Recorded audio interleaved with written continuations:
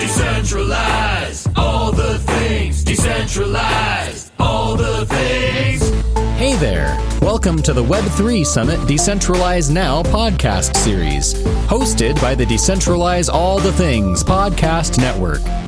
This series features discussions about decentralization from the 2018 Web3 Summit held in Berlin, Germany. This is episode 10. In this episode, we wade through the privacy versus transparency debate and try to bring some clarity to the murky waters surrounding these ideas. Thanks for tuning in. We hope you enjoy the show. So let's get this show going. You want to start us off? I do, yeah. So this session is going to be all about privacy versus transparency. I think when you think of those two things, they seem like they may not be able to exist at the same time. Blockchain is very much I think in its inception, it was supposed to be transparent. It's very easy to see transactions. You can trace histories. And yet there's this push for increased privacy on blockchain tech. And so I think that's what we're going to be talking about today. As Griff said, this is a format where you can jump in at any time and get involved. And there is actually a shiny seat available now. So if you have any thoughts or opinions, please get into it. And I do have some questions that maybe we can start up on. The most basic is is transparency and privacy on either ends of a spectrum, or can they exist together? I think you can have it all, of course, right? Both and. That's where Bitcoin is really cool. Pseudonymity, right? Pseudonymity or whatever you call it. You can be transparent. You can see that this address that sent money here to there, but you don't necessarily know who that person is. So there's a little bit of a all these words. Yeah. Obfuscation. Yeah. So, but in the end, there are some applications where you don't want that privacy, and there are some applications where you do. I work with Giveth, and so we're focused on transparency. I really want the people who are donating to charities to be able to know exactly who they're donating to and what the money is going to be spent on.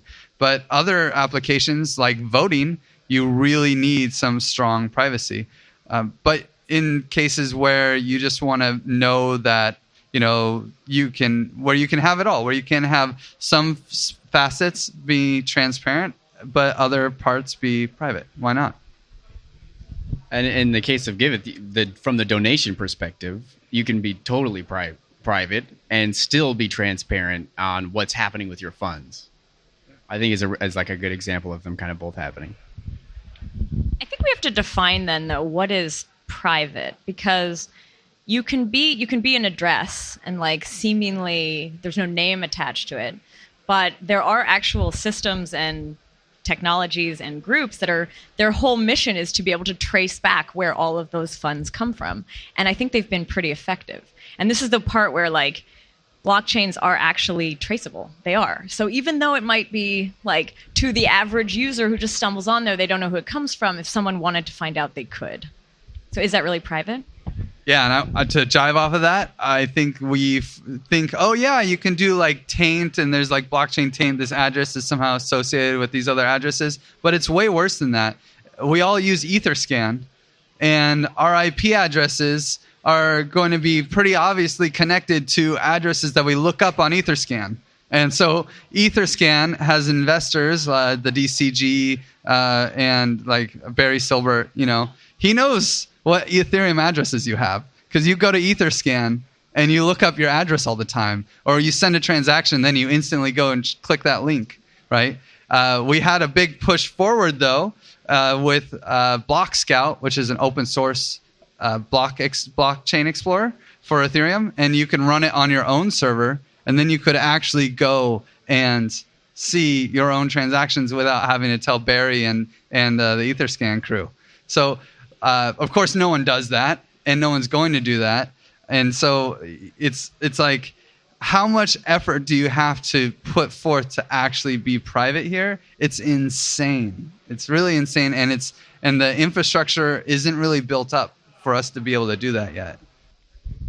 Yeah, I think we don't have privacy by default right now. All of our infrastructure is compromising. Blockchains themselves are transparent, which is good or bad, depending on your use case.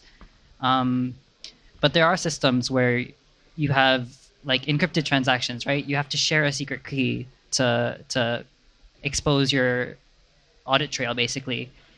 And that lets you have both as well. That's one way of having both. So yeah. Does anyone have any questions in the audience? Want to join us? Oh, what a trick. Gotcha. I wasn't actually going to have a question. I was going to say that I think the definition of privacy is a lack of correlation between identifiers, so no context correlating identifiers. Then transparency is obviously the correlation of all those identifiers, and thus they are mutually exclusive in a kind of Taoistic balanced way. I don't really know where else. Yeah, I mean, I kind of agree. So, like the case, the currency case that is like always brought up here is something like Zcash, but the truth is the activities in shielded accounts are not transparent. They are intransparent. They are private. They are unseeable and untraceable. And so, yeah, I'm curious to see if we can really have both of those things. It seems to either be in a private space or be in a transparent space. Well, I think that's the beauty of the choice, is that if we build privacy by design, then we can choose. Obviously, that doesn't mitigate against bad actors, but I think at the same time, producing radical transparency in this world right now would endanger a lot of people. Well, just kind of commenting on what you're both saying. I don't really think that these two terms are too removed from one another, especially I think the only reason we do kind of put them at these polar extremes is because of the stigma attached with something like privacy and transparency. We were kind of talking about this a little bit earlier. I personally believe if we build systems that are that protect users, that in and of itself has full abilities to be transparent, and if anything, that will make it more transparent by allowing users to choose whether they are kind of identified or not. I think that it goes back to what are we using these things for? Like voting, for example, is a great example of something that must remain private, but the way in which we're doing that will have to be transparent because we need to know that people aren't voting twice, right? So I think those two words are a lot closer than we give it credit. In my mind, it's not mutually exclusive at all, because the way I see it, I'll share the same definition of privacy that you did, but transparency would be auditability, right? And you can have data, you can have your information be auditable and still have it away from the public view until you want to reveal it or until someone needs it or something like that. So can you have your personal information not be correlatable until you want it to be correlatable? Sure. So you can have privacy until you want it to be transparent. The question there is, can you get the privacy back, or can you do that in a trusted way so somebody else can't compromise your privacy? I like what you said there, because the way I read that was systems should be transparent and data should be private. It's you should understand how things work and how things are being the different metrics, and yet none of the data. That said, I feel like if you saw the system, if you knew the system and you saw decisions being made, you could probably infer from that certain data things. Questions, anybody? Okay, so I agree with basically everything that have been said before, so I'm going to go exactly the other way. I wanted to introduce, in the debate between privacy and transparency, the problem of how privacy could be unraveled step by step. Because we are all talking about having the option, so maybe private by default, but having the option of being transparent. But if as soon as there's an incentive to actually reveal one's actions, it could and since especially most people don't pay that much attention and effort to their privacy, it could very soon happen that everybody starts revealing their actions. For example, I don't know, if it's for taxes, kind of the reverse of having some kind of advantage because one reveals her financial activity. And then as soon as that happens and more people do it, if the majority starts doing it, then you can even start having doubts about the people that don't do it. And then it's a kind of like it rolls down the road towards actually choosing to keep it private could become suspicious. And that's an argument that raises the question, like, do we need... Is the thing we actually need something like Grin, where it's like basically impossible for that to happen? Like everything is private and there is nothing you can do about it? Or is there some way to prevent that by social norms, economic incentives? I don't know. It makes me think about what really is the problem. Isn't a what, it's a who. And like theoretically, a lot of things could be more private than they are, but then practically because of Etherscan and other things, it doesn't have as much, and so then it becomes more of a people problem than a technology problem, and I know less how we can actually solve that. Is it really a technology problem, or is it a privacy by design problem? So it's an intent of the people who are creating the applications not to build that privacy layer or build that layer of security into it. So is it really a privacy by design problem? Somewhat like a security problem in the IoT world, where security is a second thought because it's hard. So actually, just to go back to the question of like, what's the main problem? For the example I introduced of like unraveling of privacy, imagine like something like Zcash, but private by default, where you have the option to reveal your financial transactions. If, for example, the government, because let's imagine like most people use that, or if everyone uses that now, but the government wants to have some kind of insight into what people are doing with their like finances, and maybe starts offering some very slight economic advantage to the people that actually share that. And the argument goes that most people are going to start doing it up until the point where the norm is to actually reveal the transactions, despite the system being private by design. And so that the people that use the system as it was originally thought of actually become marginalized and kind of suspicious because they still do that. I think that's probably more of an edge case. I think by far the majority of people are in, I forget who's said, I think Griff said about Etherscan, tracking your IP address to whatever addresses you're searching on the blockchain. And people are just flat out ignorant of the fact that that association is being made. And so they're giving away that information completely unknowingly. If they knew it, they might behave differently. They may say, well, I don't have any other way to look, so it's no different. But I think that that's probably the bigger issue right now. So I agree with what you're saying, but I think that when it comes to that's more farther down the road than right now. I sort of disagree with you, because I think people do know that your privacy is being infringed on, and you do it anyway. Like GDPR came in, and all these websites like asked you for which kind of cookies you want, and now they're just kind of like, say yes, and you just sort of are like, well, do I care about LA Times? No. Do I care about this other article? Yes. And then you sort of go ahead with it. So that's a choice to give up that right on some level.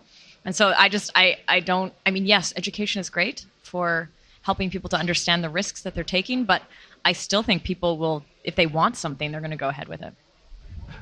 I think, but it comes back to a design question, right?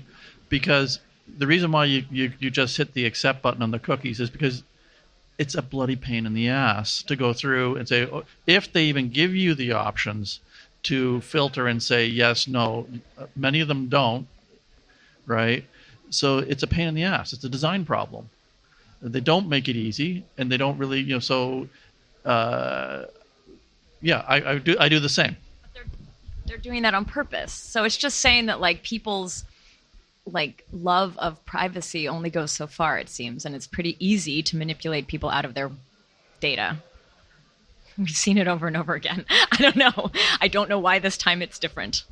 I think like I disagree with you when you said the choice bit, because think about the psychological reason why you're on Etherscan. You have a very small attention span. You're trying to figure out the transaction metadata. You're inspecting. You want to get to that answer, and there's a cookie. I don't want to read that whole thing. Yeah, it's complacency, right? But that design, it's by design. Like we are in this industry. We're struggling with user experience, user adoption, and I feel like and we're also in this industry where every line of code that you wrote has like this ethical implication. So it kind of comes back to this, like privacy and transparency are very heavily on ethical implications. So when I go back to my point, how do you enforce, or how do you have a guideline of being transparent as an organization? Maybe an ethical framework, maybe as an ethical framework that you follow as a decentralized app or decentralized ecosystem, block explorer or something like that. There, it conforms to this X, Y, and Z points, and I think that's a good start to possibly kind of move in the direction that it's check. You don't have to worry about these things not tracking you by IP address, and I think that's where we have to probably set up some kind of ethical framework for these things before we go deep down. There is a framework for the ethical OS. It is actually done by Silicon Valley for Silicon Valley. It's dopamine economy, surveillance state, all that kind of stuff. I just want to make you aware of that and duck off again. Kind of just to continue on that conversation, I mean, one of the things that we've kept on talking about is that, like, I really don't believe these solutions are going to come from places like Europe. Places like North America, places where people's lives don't depend on their privacy, because we really don't give a shit. And maybe in our context, we don't need to give a shit. And so, like you're saying, we have to build systems for ourselves in which the incentives are in line to get people to understand the value of their privacy, so that they can actually be aware that there is literal value to it. And as more projects like BAT and things like that try to literally give value to our privacy / data, however you want to see that, I don't think we're going to care. Like, until you can, do a survey for 10 minutes and get some token, whatever, until that point, why would people care? But again, like, there are places in the world where people do really, really care about this stuff. And as you said, it's because their lives depend on it. I don't think that the West is so excluded from that. It's maybe just certain groups. I mean, there are groups that are targeted or whatever. Like there are data breaches. There are Secret Service agencies that are looking for things. Maybe if you're saying that it will be a community that needs privacy, it might also come out of like criminal activity. Who knows? Like maybe that's where all of this gets developed. I think that maybe, so for the people who've just joined more recently, I don't know if you guys are getting this format, there's always a chair open. You can just come up and sit down if you want to. Say no. I was on what did I just say? I had like a whole line of thought there. Where does come terrorism or criminality? Oh yeah, private. So when you talk about privacy, often you have to like, Are you ever worried that actually criminal activity or something like terrible could happen in a hidden space? Is that something that it's like our jobs to ensure that doesn't happen, or is it local jurisdictions' jobs to make sure that criminals don't operate within their jurisdictions? Like, I'm personally of the belief that it's not my job as a developer or someone who builds infrastructure for the world to actually even care about how it's used, because that's not my job. My job is to implement it. But it's not, no, it's not. I need to make sure that anyone can do anything with this, because if I'm limiting the capabilities of what people can do with this, then I'm taking away from how open and decentralized it can be. And again, like, I really do believe that this is up to local jurisdictions, local communities to come together and legislate the internet if that's what they feel like. But it's not blockchain that's any different than any of these other nefarious thing or potential tools. Okay, so you're saying someone hires you to build a software that's actually, will harm people? You're gonna do it? No, for sure. I'm talking about specifically like open source things like Ethereum. Like, for example, there was a meetup in San Francisco where people were talking about, layer 1 should be opt-in. And, that really scares me, because if layer 1 is opt-in, then, it is my job to make sure that we're burning addresses of cartels and stuff like that. But like, that's the government's job. That's why they pretend to exist. So I'll let them keep some of their jobs.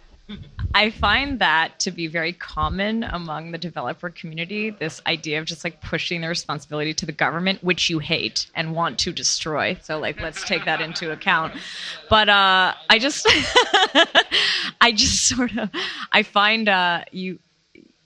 think that I've heard recently that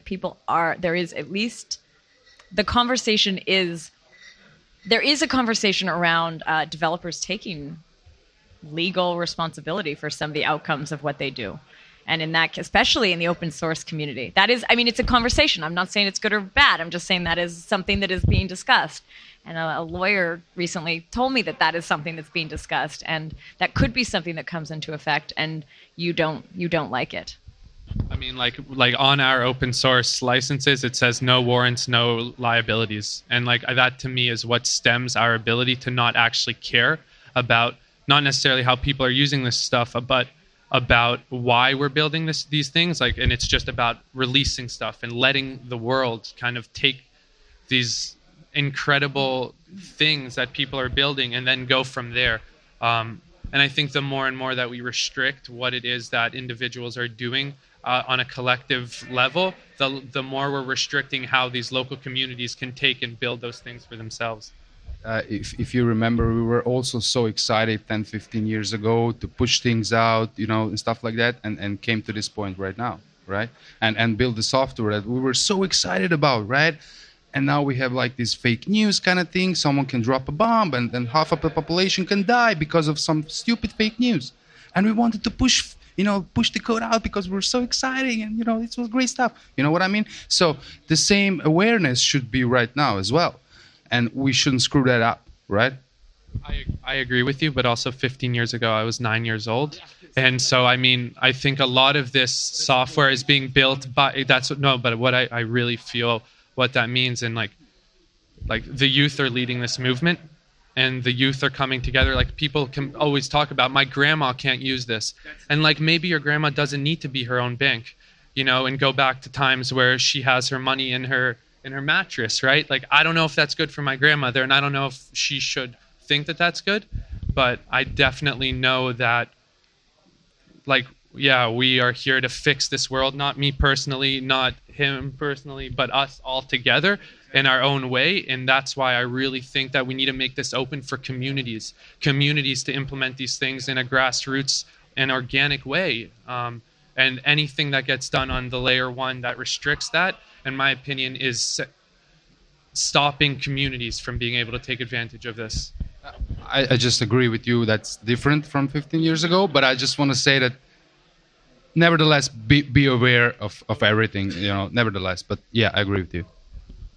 Yeah, I just kind of wanted to agree a little bit more, a little more input in here. I think that in general, especially open source software development should be amoral, right?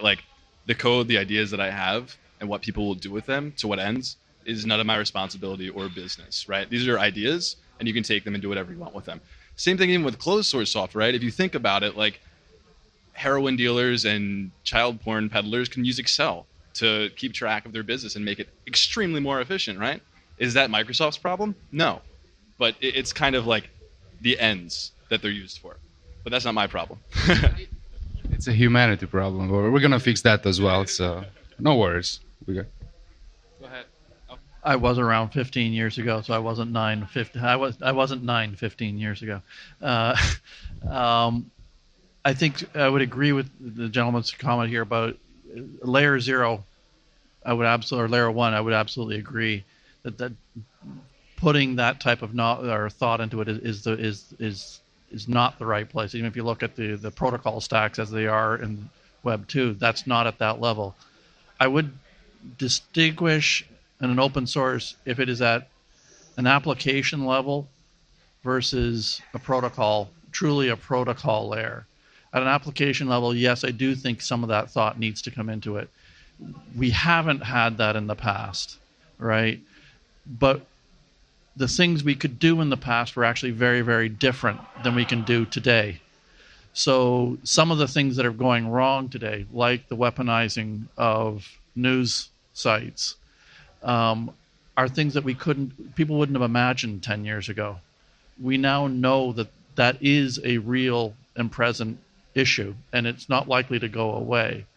It's the same thing with, say, taking pieces of equipment that engineers designed with machine control systems that were 10, 15 years, 20 years old, never thought about putting them on the internet, but now somebody's connected them and they're actually being hacked and they're being compromised and stuff.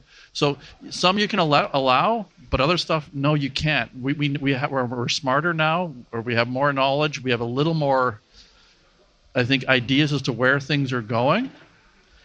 And saying, no, it's not my problem, that can't cut it anymore. I just think that the biggest misinformation campaign in the world is that propaganda is something new.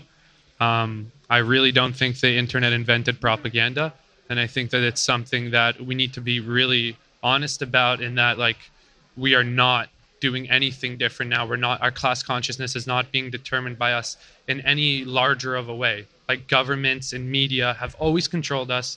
50 years ago, they controlled us. 60 years ago, they controlled us. And they will continue to control us until we actually create new systems. So I was around 10 years ago and in university. And Mark Zuckerberg, like, Facebook, once upon a time, was super cool and innovative. And it was like hackery, and they just were super fast. And it was like all the things that you feel that we feel here was felt to a degree there. And you could see how it evolved into what it is, which is just they're trying to take some responsibility, but it's like that idea of just like pushing without conscience because you had to go fast and compete. That's what led to this. Well, I think especially with the Facebook problem in general, you have to look at the way that they monetize the platform, right? Like, yeah, so like the reason that fake news has been able to propagate through platforms like Facebook and stuff like that is because they depend on advertised revenue, right? Like, depend on ads being put on and people seeing them and targeting specific demographics with certain information, quote unquote, right? So, I mean, we have an opportunity here, especially within the cryptocurrency space, to redefine how these business models work and hopefully take it away from, a model that really you are the product and you are being sold to and you are being manipulated, away from that. But yeah, I mean, that's it. So to try to segue back to the thing that I wanted to talk about 3 minutes ago,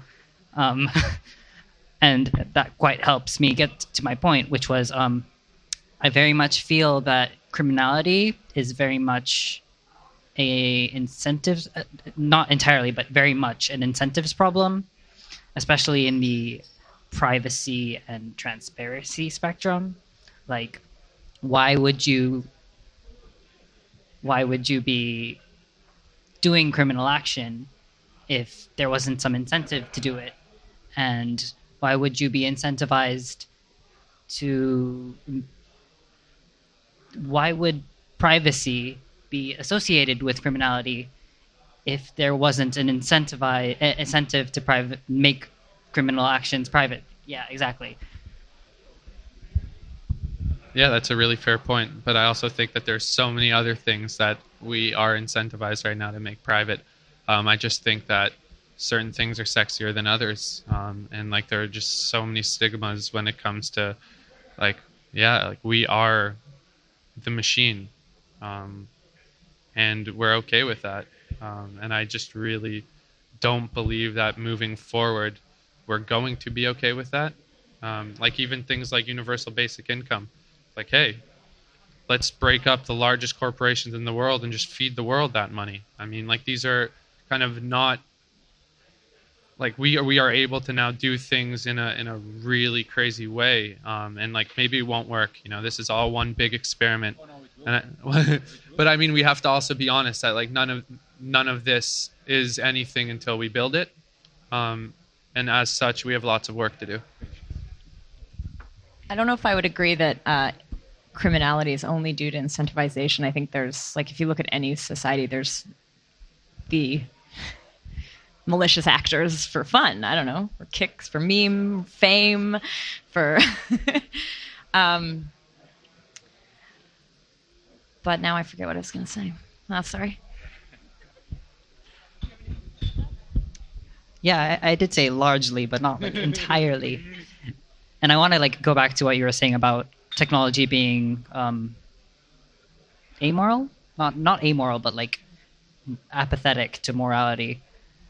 Would you really consider that to be the case? If technology can shape the way morality is expressed, if like it's made easier to act a certain way based on how your technology allows it, well, both of you guys. Yeah, if technology like shapes the way your morality is expressed through its use, would you say technology is apathetic or amoral? Yeah. Yeah, just to like go off of that, I don't think you can make technology that is like ignorant to morals, because technology always comes from a person, and I can't suddenly like put away my morals and put away my ethics when I'm writing code. Like, it's always there. Everything that I write is like imbued with like the thoughts that I have with my morals and my passion, and it's like the same for everything that we develop. It's like you can't just like make that disappear. Yeah. I want to bring this back to privacy. I was thinking that. I was like, we went into cool places, but I actually, so one of these, so I want to talk about like blockchain specifically. Do we think that, say you were really targeted, is there anything that we could really do in terms of the technology to protect ourselves? Is it actually possible to be private on blockchain ever? For real?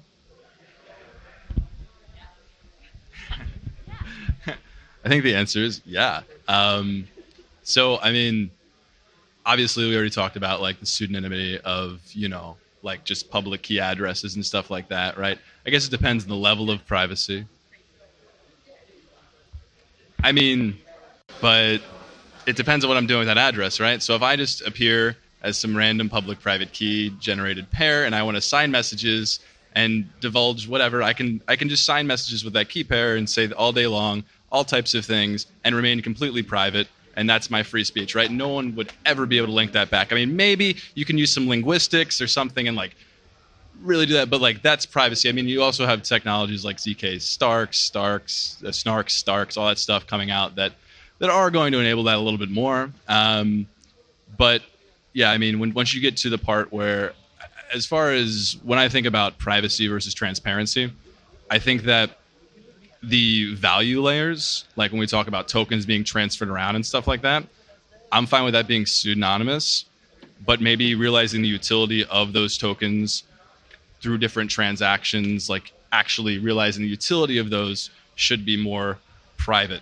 And they are. I mean, you see things like, OTC, like dark pools and stuff like that, where people are trading tokens around in private, and you really can't.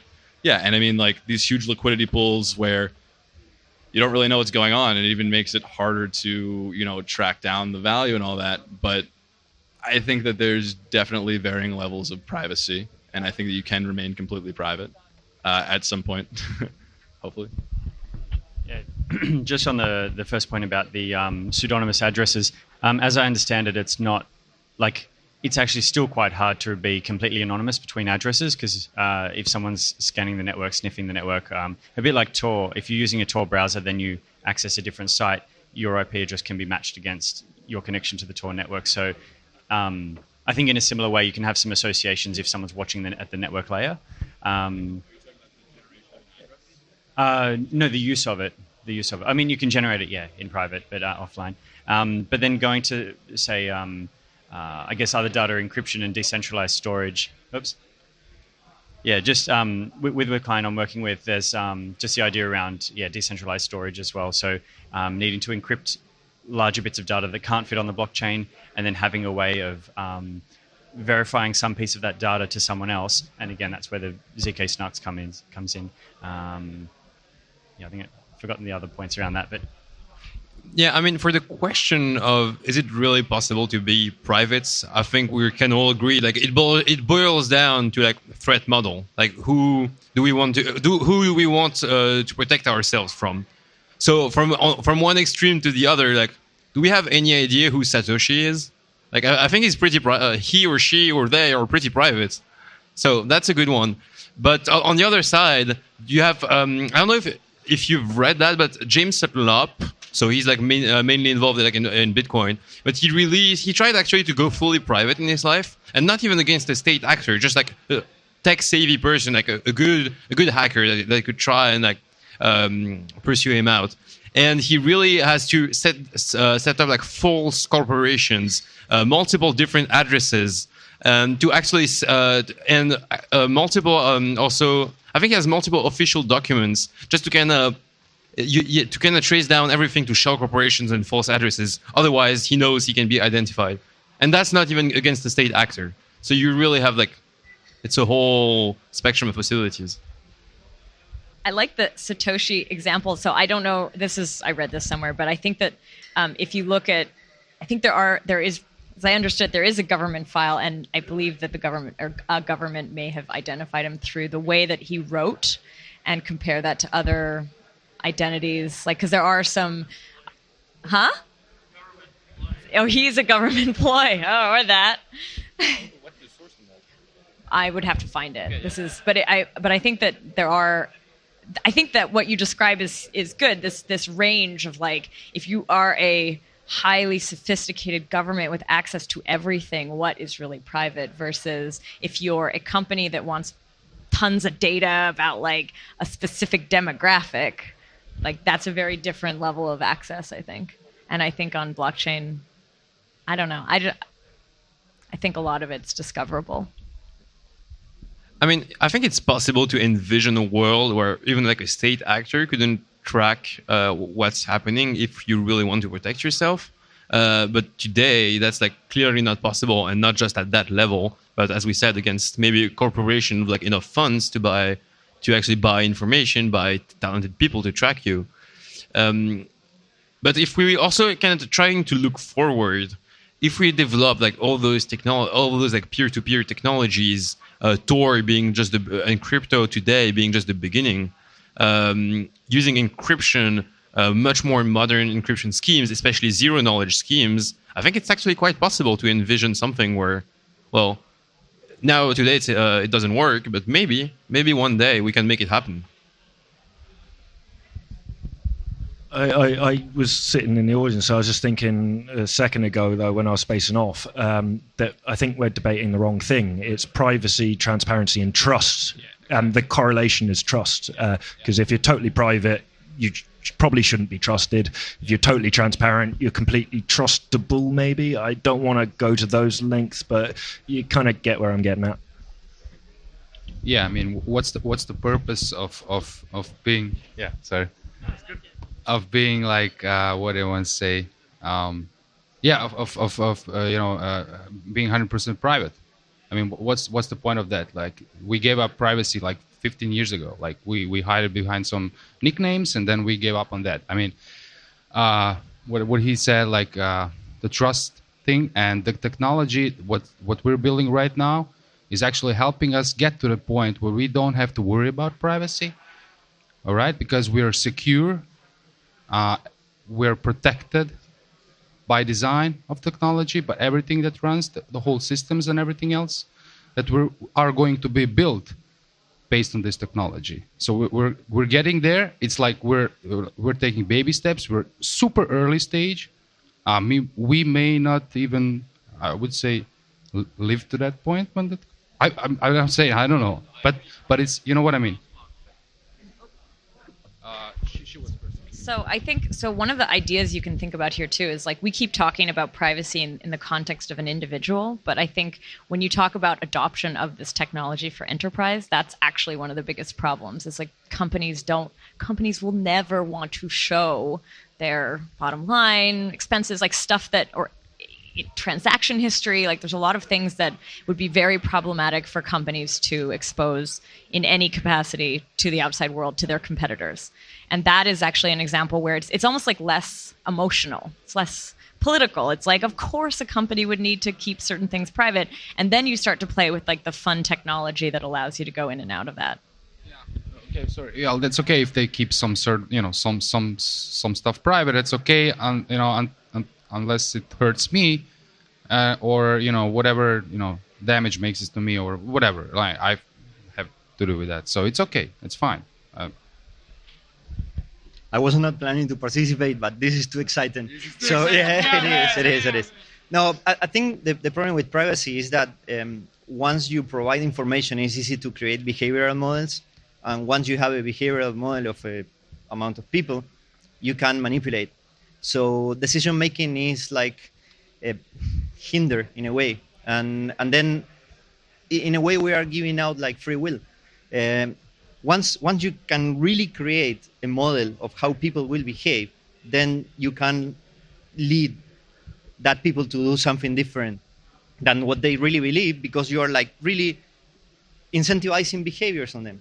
And I think that's what basically a lot of companies and a lot of, this is, as he was saying, propaganda is old, but I think the technologies that we are like using today, like for example reinforcement learning or AI, are much more developed to a point that you can create incentives that lead to behaviors that we are not aware of. And privacy is something that if we lose that, we are much more easier to manipulate. One thing you mentioned is morality. So we gotta teach people for morality, right?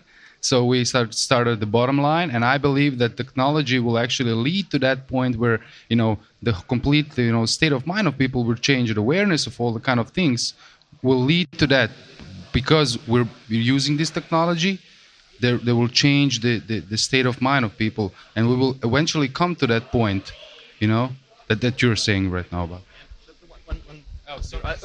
Only one thing. So yes, but I mean, there is always a debate about like morality, if it's innate or not. But I believe that morality is linked to cultural biases, and if you have a kind of long-term plan and you can like shape morality, you can change the way people think. So we are in a situation where, depending on how we set the following years, morality might change to a point that we don't care about like giving out privacy or not. And then, yeah, we are like, maybe we are already there in a way. I mean, if we just follow like the lead, and actually there is another thing with privacy that I think that, I mean, maybe it was discussed before, that is related to networks. And even if I don't want, and I'm very careful about like my information, probably is leaking out through all the people I know, and then in a way keeping privacy is very, very hard because of this network effect. So I'm not sure if just like kind of changing the mindset in like, 10% of the population is enough to modify things. Yeah, we're all humans, so it affects us all as humans. So, like, again, not to sound too grim, but I mean, looking back at the fact that we are the machine that is making these people more money than organized religion ever did, and like that's really kind of how I see this. Like, this is nothing new. What they're doing to us, how they're controlling us, how they're manipulating our emotions. I mean, again, like since organized religion, since before that, like we've always done these things, and we've always been fooled into being told how to feel. And like I really don't believe any of this is new, and that the only real potential change is going to be economic incentive to make people feel like there is a reason for them to own their own data, to actually be beholden to themselves so that they can then sell this stuff and make money and survive a little bit easier. Because at the end of the day, I really don't think the internet invented propaganda. It invented the manipulation of class consciousness on a global scale. It did none of these things that we talk about like every day in terms of fake news. You know, the Bible is the biggest piece of fake news that ever existed because it tells us a literal history that might or might not have happened. Yeah, and I guess that's to try use an analogy perhaps on weapons, that, you know, war is as old as time. Weapons are as old as time. We've had different weapons, but now we're getting to the point where we can mass produce semi-automatic weapons, and then regulation comes in to say, actually, we're getting too powerful with this way of killing each other. Let's try to build some regulations around how we kill each other. Here's some codes in law. Here's what we should and shouldn't do.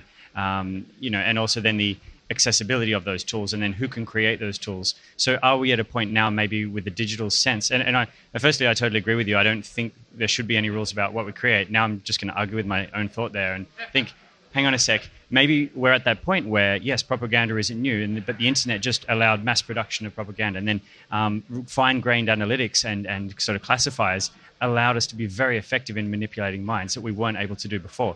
Now, as you say, we can't separate ourselves from moral and thoughts. Like, we are a moral being writing the code. And as much as I want to say I'm writing code that is just a smart contract that allows people to crowdfund, am I also creating a scamming tool? And it's a hard one. Like, I'm still just debating with myself now, just trying to think about that on both sides, that we have the power to create something that could, is programmable money. It's mass production of those tools for other people to use in any which way, to use easily. We're often, I was at some other talk where we're encouraged to build these tools so that people can use them quite easily and get on board with our projects, but we can't control their motivations. And like any tool, I guess it can be used for good or for evil. So Cambridge Analytica probably had good intentions when it began, and it just took one or two bad projects, and then so exactly that. Somebody needs to jump off. Oh, yeah. Maybe. Yeah, I think it's really a question of the systemic bias that could be that is always embedded in any kind of technology you develop, and that's something you have to pay attention. Like the Facebook example, which kind of is the epitome of like fake news, is a really good one because there was excitement. It was supposed to be something new and liberating, but the way it was made had some systemic biases that led us to the situation we are today. Notably, for example, like how it was monetized, and also their decision to just sit back, monetize, and not touch the thing has also led to the current situation. So that's really kind of the question that we have to ask about. Okay, I'm building something new, and I hope this is going to be different. So what are the systemic biases in what I'm doing? And are they different from what was done before if I hope for something else? I'll politely disagree with regards to Cambridge Analytica. That they right out of the chute, that's what they intended to do. If you any of the reporting, yeah. Well, the researcher, the one from St. Petersburg, I don't know, but there is other questions about the fact that it was going back to St. Petersburg. On Facebook, I think if you look at Zuckerberg and his history, even how Facebook came into existence with the screwing of the Winklevoss twins, I'm not sure that he's just showing he has showed these stripes consistently right from the beginning. I don't think he cares. It was around making a lot of money, right? I think personally that as application developers, we are all faced with that question, and there is an ethical issue around it. They use the laws in the U.S. specifically to say they were a platform to avoid regulation, and to say they weren't a news service. So when they first started up, yes, they were just something new and small and stuff like that. But now that's not true anymore. And now they've tried to hide behind that, and it becomes less and less of a defensible position anymore. I just still think that kind of in looking at the Facebook example, it's not our job to police what applications get built on our infrastructure, because then we're implicitly allowing our bias to be what kind of determines how we regulate these things. But if we just are explicitly aware of our privilege, of our perspective, of our different opinions, of our morals, then we're able to very, very effectively be honest about this and just say, hey, let's allow people to regulate it in their own way, and not kind of us sitting here talking. Under normal circumstances, I would agree with you. But between Google and Facebook, they control 65% of the ad spend on the internet. So they're at a oligopoly, near monopoly status. So there was an article in the journal, I don't know, 8 weeks ago, about bail bondsmen. And I know that we're diverting off a topic a little bit here, but both Facebook and Google decided they would no longer carry advertising for bail bondsmen because they felt that it was immoral the way they ran their businesses. They used to advertise in the yellow pages, but they can destroy an industry. Like, I just don't see our place as like we build TCP, IP, or whatever, like any of these things. Like, who are those people as those creators to say, hey, this open source technology can only use this way or that way? And also just linking this all back to transparency. I really do believe that, like I'm not upset at Facebook or Google. I mean, they're doing what they're supposed to do. And like going even another level, we were talking about internet. Like, we don't even own our internet. Why didn't any of us ICO satellites into space, and build decentralized internet? Why are we ICOing all these preposterous things that literally make no sense, when we actually could be building a future? Like, the internet is not owned by Facebook and it's not owned by Google, but they own a bunch of patents on like hot air balloons and drones and all these things that they're going to bring internet to the world. And it's because we haven't found a way to work together collectively to bring internet to a lot of people. And so I think the second we start to actually use these tools, use what is the number one crowdsource, in my opinion, the number one kind of capital like raising tool that is for non-ideological ideological and or profit-driven things, in a sense that it doesn't matter about your jurisdiction. You just need to build these things. Like, why haven't we built a new internet? Like, there are billions of dollars being raised. I was just going back to the idea about having a privacy coin or even some sort of like private blockchain. Like, something should be private. So the idea that, we should have a secret ballot. If I want to have an election, there needs to be some sort of way that I can vote securely and not be, targeted the next election. Or paper. It is paper, but then I want to do it in a way that I can't do ballot stuffing, or I want to be able to, there is some way that we can build these things. And so the question is, should we be able to have private blockchains? And if we do, then we can do these illicit programs on it. But in my opinion, we should be able to build this technology to its full potential. I mean, it's the exact same properties that enable, I don't know, maybe crime, but also these applications like voting and oppressed people in other countries to express themselves. It's the exact same properties. So it would really be a moral choice to say, okay, we don't need that kind of privacy because it can enable dangerous things. There's a balance between the two. But I think we also have to think about the kind of, the biases, as I was telling, the incentives we built into these. For example, like in terms of data, because it's one of the biggest things. Lots of projects are very excited about monetizing personal data and giving back value to personal data. If you go back to the unraveling problem from earlier, that's basically a roadmap to people because people are not paying that much attention to their privacy. It's basically a roadmap for people to actually start just giving away their data everywhere. And what was supposed, for example, to bring value back to data and have people take back control of it can end up in basically just dispersing it even further. Yeah, just relating to what you said about just like the need for privacy and like a completely private blockchain, just private technology in general. I think there's going to be a need for it until we have like complete freedom. Like I think the two are like very intertwined, and until like things with like crime right now are like very relative. Like what is a crime in one place is not a crime in another place, and until like we'll never come to agreement on that, so no one will ever truly be like free in that sense. So I think until we reach a point of just like complete like utopianism, basically, we will need privacy. Like, so we should continue to build these technologies to their fullest extent. We should create fully private blockchain. We should do these things no matter what the consequences are, even if it could be used for evil or whatever. You don't know if that the law right now says, sorry, you don't know right now, like the law might say like, oh, it's okay, but you don't know it could turn on you the next day. And suddenly you're the one who needs the privacy, you know? So maybe it's like nice to build these things just to have them.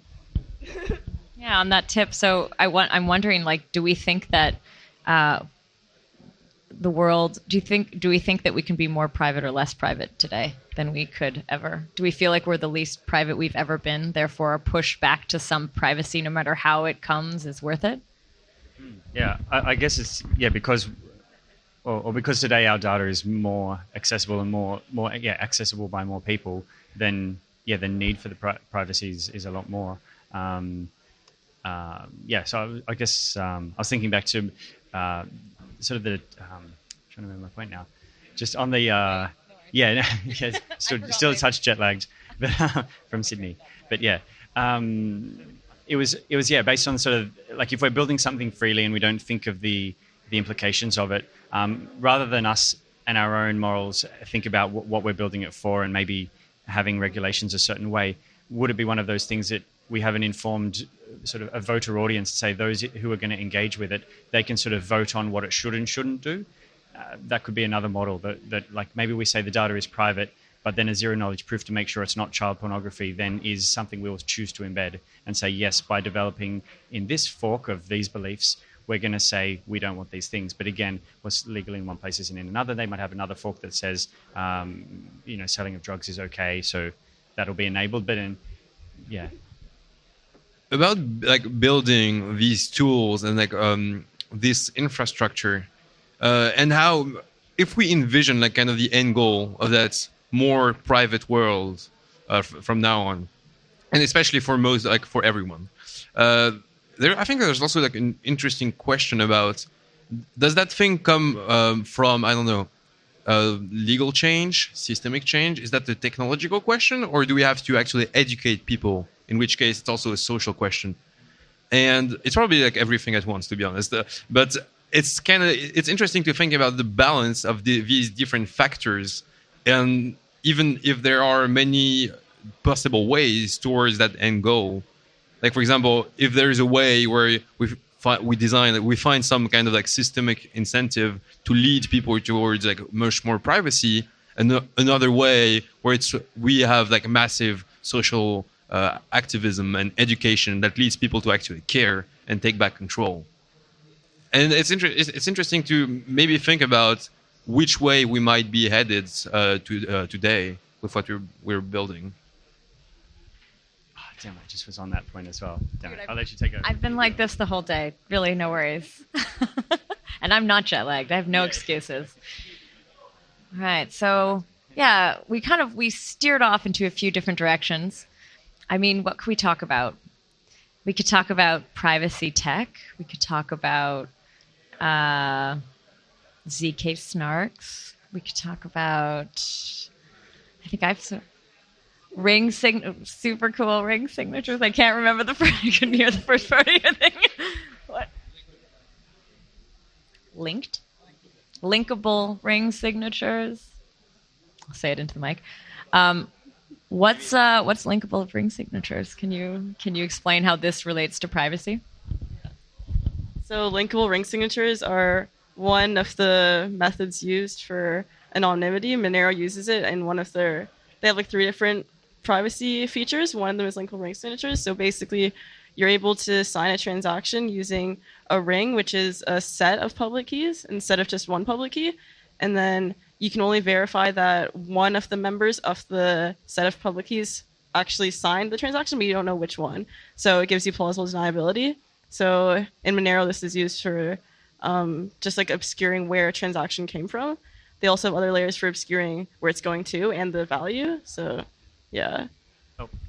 Yeah, I've just seen with ZK Snarks how it was used inside Zcash as well. Like, so the idea of zero knowledge proofs, I'm sure most people are aware of that. But yeah, I like sort of thinking of the applications of that and like what sort of user-facing products and what attributes of ZK Snarks and ring signatures can help like towards applications. So. One of the examples I'm working on is people in the supply chain. They don't want to share data with others in the supply chain unless they're doing business with them. And even then, sometimes they only want to share the facts about them. So having something like zero knowledge proofs or letting developers who aren't in the blockchain space know that there is this technology available that can do this for you in a trustless way is kind of cool. But yeah, I'm not sure what like with ring signatures, what sort of like, say, an application outside of money that could be used for? I guess voting, basically anywhere you would want to hide who you are. So yeah, so example would be like voting. If you want to just like hide that you voted for someone, you would sign it as a set so people don't know it's you. Yeah, that's one of them. Yeah. No, I'm just in for a sec. I was going to say that it's also used in identity to make sure that you don't correlate your claims. Because, well, then you've revealed your identity and you're no longer anonymous or private or whatever. For the people who just joined, maybe you're wondering why we keep moving around. The seat is open to you if you have any ideas or anything you want to contribute. Just so you know. Do you guys have anything you want to talk about? No? No? I guess that's not very nice to just like point at someone and be like, public speaking for fun at 7:00. All right. Do we have any other topics we want to cover? Is there any other ideas people have they want to share? Okay, come. Yeah. No, I'm taking it. I'll be your host for this evening. I was just thinking, so I just learned about the theme, which is transparency and privacy. And I was wondering like if you guys had discussed like a big theme of this entire blockchain, all this conference is like basically markets-based approach to designing social systems. And I was wondering if there's like any proposals out there centered around defining those sort of access control rights, or however you might put it, towards data in terms of like a market-based system. So like if people really need your data, like for utility purposes, for example, medical data, I don't know. Like if they really need it in a market-based approach, they could pay a high enough stake of money to buy it off all the participants. Or on the other exact opposite end of the spectrum, like what we're doing with energy data, I mean, most people don't really care about the energy data, except in the case when you go away for holidays and the lights are off, and then you get burglarized because you know when the lights are off. What do we think of that? I mean, yeah, I guess if it's if people are able to sell their data and it's not tied to them, then great. Yeah. I mean, I can immediately flip to some issue around that, around me just emulating, say, sensor usage in a house or something, like emulating energy consumption and then selling dummy data. Like I'm just scripting, here is a house, I'm going to mimic that and then add some random noise to it and then sell that data. That's just a challenge I often think about. But yeah, if for an individual, if they can sell it and not have it associated with them, then why not? And maybe again, it might be one of those sort of tick box things where you just click okay, accept cookies. Maybe, do you accept your data to be sold? Okay. That's not actually what I'm like. What I'm really getting at here is like using the market as a mechanism. And, this probably is a bit like far-fetched, but the market as a mechanism basically for violating people's privacy. So I guess that'll be better than what we have now, which is it going into centralized entities and then they sell it at the price they can bid. Like, so I would say that's an improvement. I just at least it's explicit. I mean, at least it's explicit with this mechanism, but it's very transparent. This is kind of like radical markets allocation of data, yeah. With the taxation and stuff on who owns the data of someone else. Although there's a way to make like a market around data with individuals as well, without going the full like radical markets route. But some are gonna like have the argument that just having the ability to sell your data on the market gives it value, and also could help like people realize, well, that's actually important because I can actually get something from that. So maybe I should take a little bit more care. And especially once you implement the tools for people to be like, okay, I sold my data to like A, so A has access to my data for like a month. No, so maybe we do that with like private computation, for example, because it's a nice scenario. We're in a nice world. It's easy. And then we say, no, B doesn't have access and C has access, but like for 2 years. Once you have that, it's also very easy to just have a system where people control the data because you have the access control. So it's kind of like the market is kind of a special case of just people having more control over their data, actually. And I guess if we're looking at building those tools, like building privacy tools and building data sharing tools, we can put our moral hat on and say, hey, here's a great application. This can help people sell their data and keep private and make the world a better place. But it can also then be misused quite badly. So again, like maybe no restrictions are better to tie it back to that. Okay. Yeah. I think we are still like living in a world when we talk about data, we think of databases where there is some kind of data set that gets stored somewhere. But we are moving to a world where data is being used to train systems using machine learning, where after training, the data is not necessary anymore, but it forms part of the model, so it's kind of diffused. So things like DGPR or like laws that we are like kind of like setting up today are about like delete the data, do not use it anymore. But we are moving to a system where it's similar to what we do today with the data. If I show the data to someone, it doesn't matter if he remembers the data exactly, he can still remember the concept behind the data and make decisions out of that. And I think that we are still not conscious about that, and that will change. But if we still concentrate on databases and data access and things like that, and we are not conscious that data is actually information. It's not about the data, it's about the information you convey and you allow other people to have the real issue. And I think that there must be a transition, and we have to be conscious that it's not about data anymore, it's about information. But still, wouldn't be like a scenario where people have control over their personal data, but they can also basically give it away for private computation. So people will never see the data, but they get information because machine learning models are trained on it, and people actually get some value out of that. They get like financial compensation. If you want to go very far-fetched, kind of like data UBI, universal basic income based on that, wouldn't that be like an ideal situation? Even though like information leaks out, you still have all the privacy you need. I mean, the problem is that once the information is provided and you have a learning system, you cannot delete that because it's diffused in the learning system. So it's like, forget all that. It cannot be done that way. So privacy is kind of gone. Maybe some aspects, like specific aspects, will be lost. But I think over time, I'm going back to what I was saying before, you can still create a behavioral model of like persons or entities of groups, and that cannot be taken away. It's like I tell you a story, you remember things. All right, so I'm the last one. So I'm going to end this on a really deep philosophical note. If a tree falls in a forest and no one is there to hear it, does it really make a sound? And what I mean by that is data is created at the point at which you exchange it with someone else. So if you go to the hospital, right, and you sort of, you're not storing your data with the doctors, with the health system. You're not letting them violate your privacy. You're going with your keys and you're just saying, hey, I authorize you to look at this today for this time. I think it'd be interesting to frame it in terms of that, because that's how I see it. I don't see it as in, blockchain's just going to like replace this. It's more like, there's the new system. It's better than the old one, right?